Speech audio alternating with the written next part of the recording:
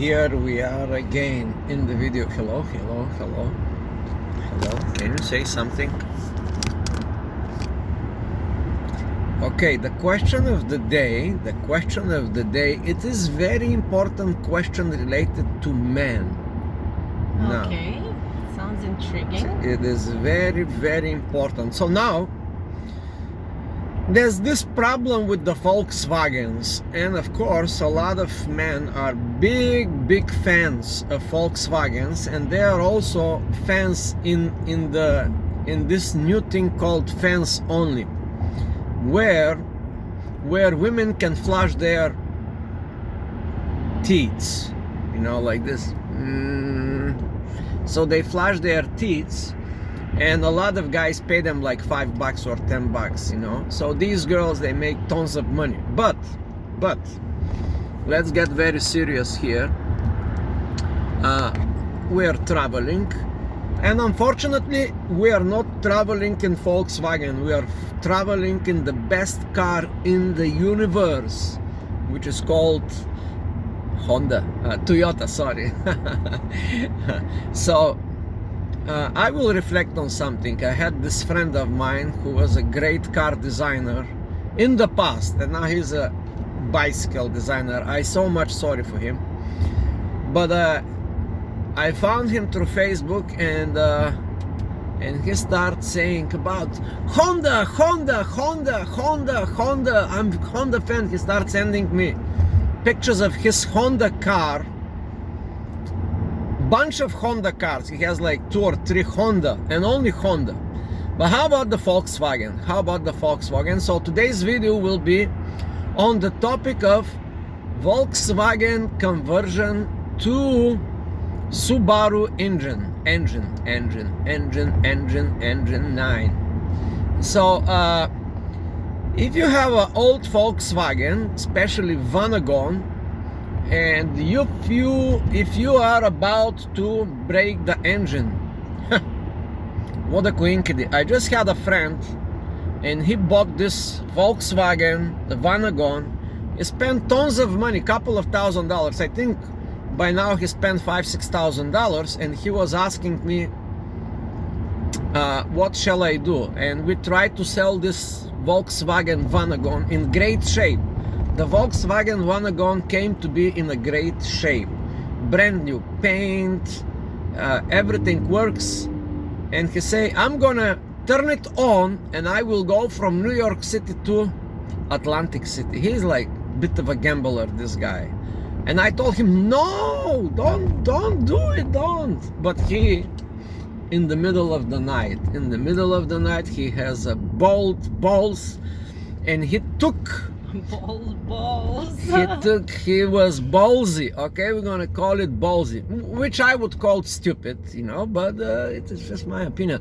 So now what he did in the middle of the night, he went to gamble in Atlantic City. And I told him, listen, everybody that goes to Atlantic City is generally a loser to go and gamble. Yes, but he did it anyway. And in somewhere in the middle of the night, like 1 a.m., I have a phone call. And guess what the phone call is? This is how the phone call started. What shall I do? My engine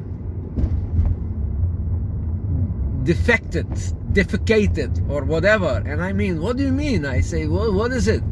So he say, well, the oil leaked of the engine and the engine got stuck. This is a Volkswagen Vanagon, one of these special Vanagons, Westphalia, and voila, my prediction came to be.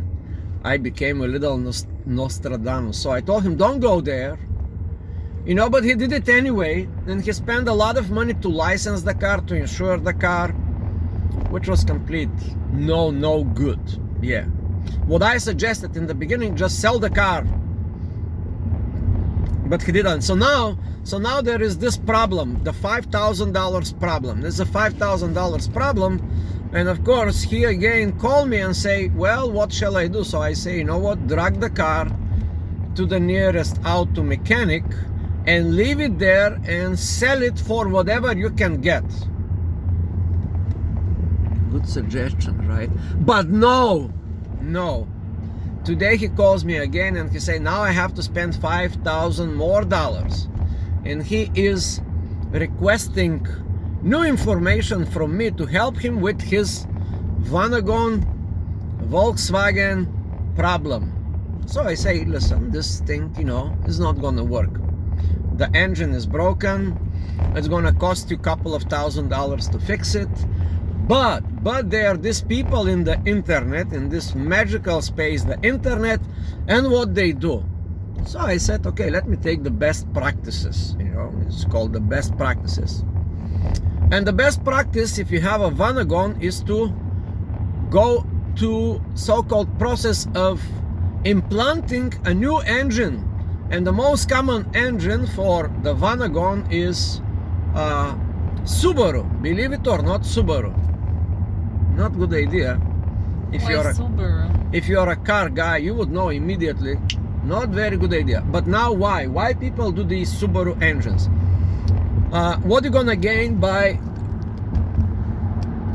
implanting a Subaru engine in your car? Well, let's say your Vanagon is 1975 or somewhere from 1970 to 1990. Yeah, the engine, the original engine, even though it's very good, since these vans have been sitting for a long time in somewhere, in some junkyard or on a field or anywhere, and when you buy them, you don't really know what is the problem with the engine. Is there a problem?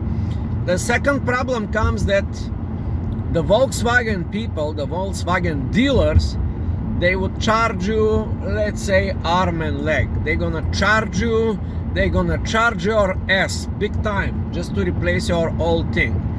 But if you're, that's 7 minutes I'm talking, but if you're at the end of this video, I'm gonna reveal a secret that will blow your mind. The reality is not what you think about these Volkswagen Vanagons. So now we have this problem, the conversion problem.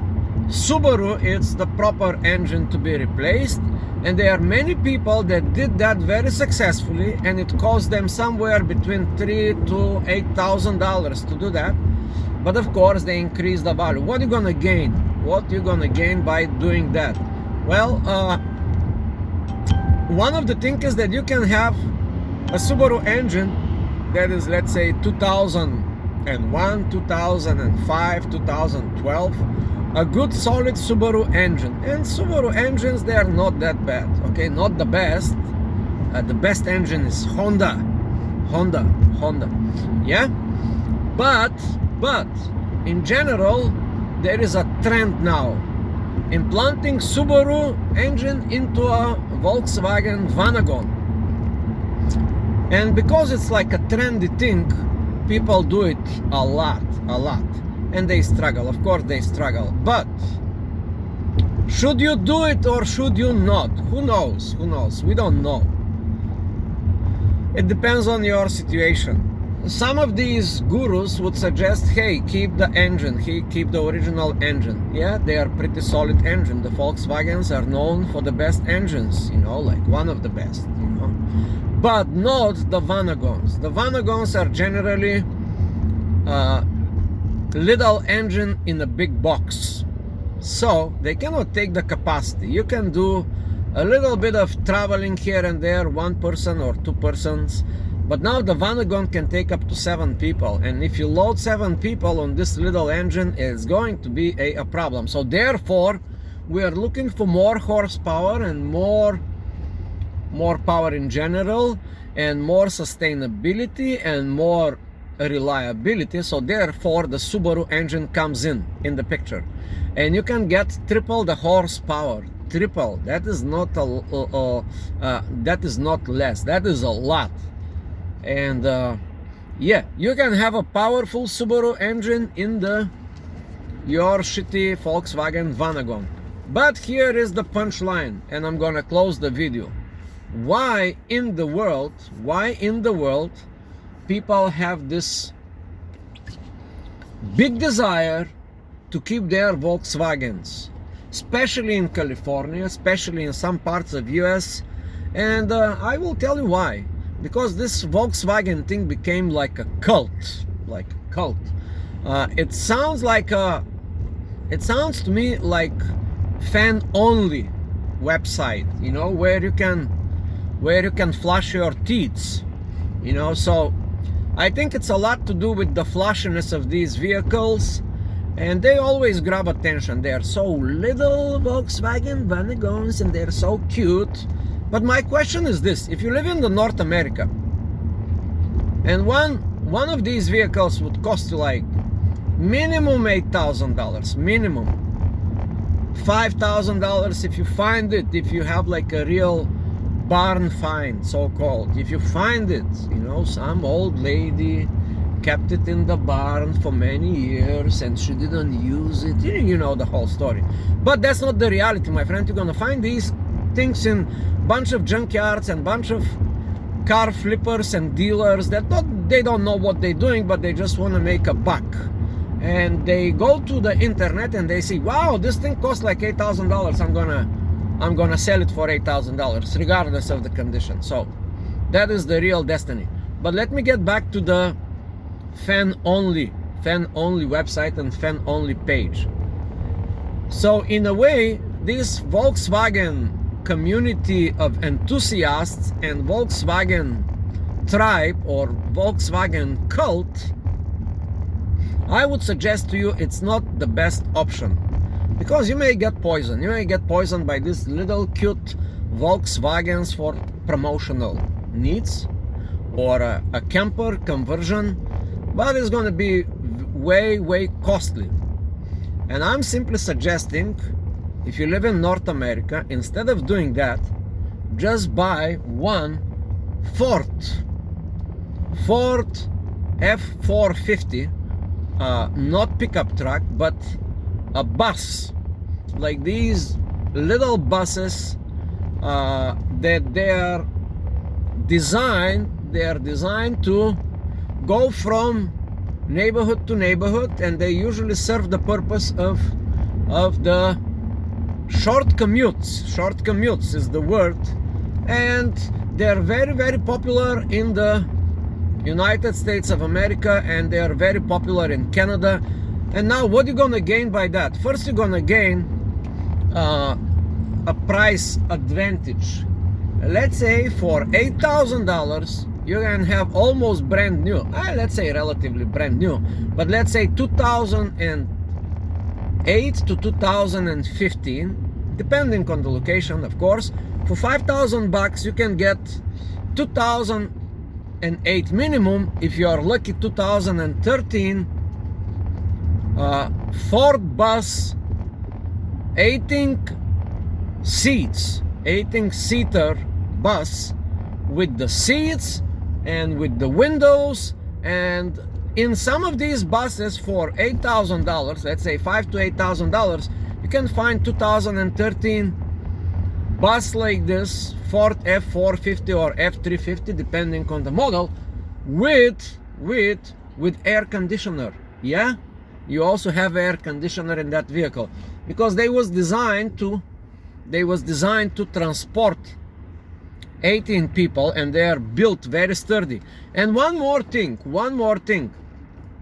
instead of going through the hassle with Vanagon tribe and Vanagon fanciness, you get one of these Ford F450 buses, and you're gonna gain a lot of cheap parts, because the parts for these vehicles are extremely cheap. Just let me give you an example. If you have a muffler problem with your Vanagon, you have to get out of pocket, and you're gonna have to spend a lot of time, which we always say time is more important than money, but you're not gonna find it anywhere. But once you have the Ford, you can find it almost anywhere.